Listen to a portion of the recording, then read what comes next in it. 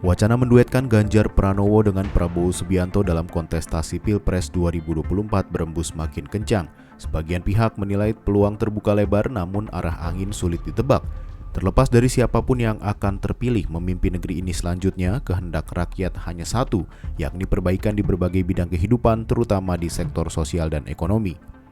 Ide dua poros atau memasangkan Prabowo Subianto dengan Ganjar Pranowo pertama kali dibicarakan pada awal 2023. Baik PDIP maupun Gerindra mengakui wacana tersebut meskipun disampaikan dalam versi yang berbeda.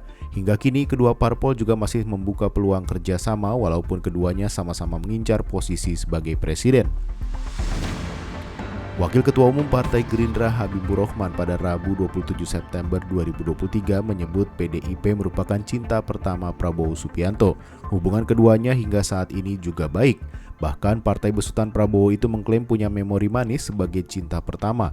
Selain itu ada kesamaan ideologi kedua partai ini.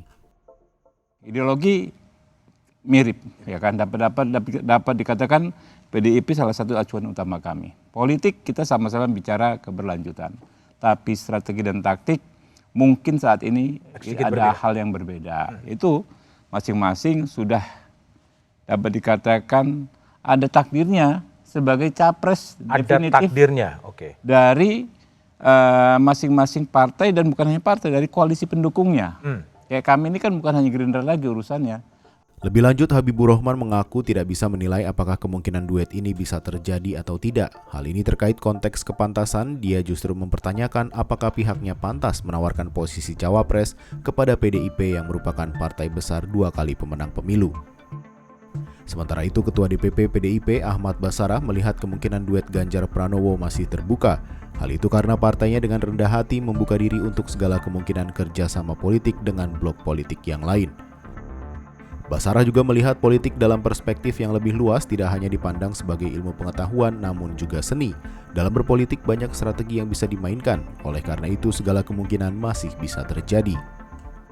Prinsipnya dari diskusi kita dua poros ini, PDI Perjuangan siap untuk mengikuti dua pasangan calon atau tiga atau empat. Oke. Kita berpegang teguh pada demokrasi dan hukum. Baik. Dan kita selalu punya keyakinan untuk itu, dan dengan rendah hati kita membuka diri untuk segala kemungkinan kerjasama politik dengan blok politik yang lain. Oke.